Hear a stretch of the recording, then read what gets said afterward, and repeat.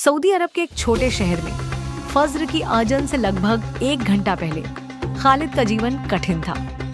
वह 35 साल के थे और 2 बच्चों के पिता थे। इस रमजान का महीना उनके लिए कुछ अलग और खास था। इस साल उनके पास सीमित संसाधन थे और वह चिंतित थे कि कैसे अपने परिवार के लिए सहूर से इफ्तार तक पर्याप्त भोजन सुनिश्चित करें। सहूर के समय वह अपने लिए और बच्चों के लिए सबसे साधारण भोजन तैयार करते थे। इसमें कुछ रोटियां, जैतून, चाय और मौसमी फल शामिल थे।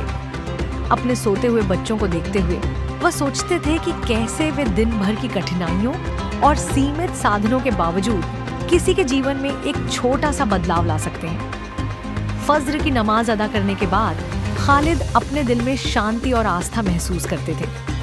वह जानते थे कि रमजान केवल उपवास का महीना नहीं है, बल्कि यह दूसरों की मदद करने, दिल खोलकर दया दिखाने और विश्वास में मजबूती लाने का समय है।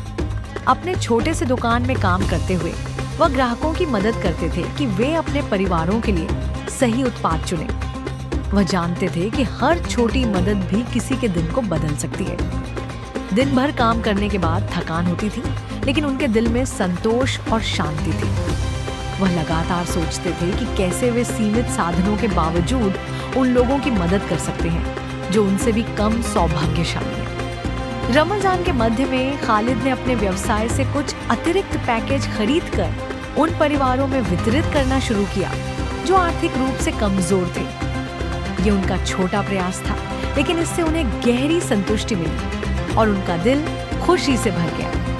वह अपने बच्चों को यह सिखाते थे कि असली खुशी देना और दूसरों की मदद करना, न कि केवल अपने लिए सोचना। इफ्तार के करीब खालिद मस्जिद की ओर जाते थे। वहां स्थानीय समुदाय जरूरतमंद परिवारों के लिए भोजन तैयार कर रहा था। खालिद भी हाथ बंटाते और देख सकते थे कि बच्चों की मुस्कान और माता पिता के चेहरे पर कृतज्ञता कितनी खूबसूरत है। उन्होंने महसूस किया कि रमजान का असली महत्व दया और दान में है, न कि केवल उपवास में। इफ्तार के समय खालिद अपने परिवार के साथ बैठते और सरल भोजन का आनंद लेते। ये भोजन केवल पेट भरने का नहीं था, ये एक ऐसा पल था जब परिवार एक साथ था, प्यार और कृतज्ञता से भरा हुआ। वह उन लोगों को याद करते थे जिन्हें मदद की जरूरत थी और उनके लिए दुआ करते थे कि उनका जीवन भी खुशहाल और सुरक्षित रहे। रात में खालिद अपने छोटे व्यवसाय में कुछ अतिरिक्त मदद करते और पड़ोसियों और जरूरतमंदों के लिए छोटे पैकेट तैयार करते।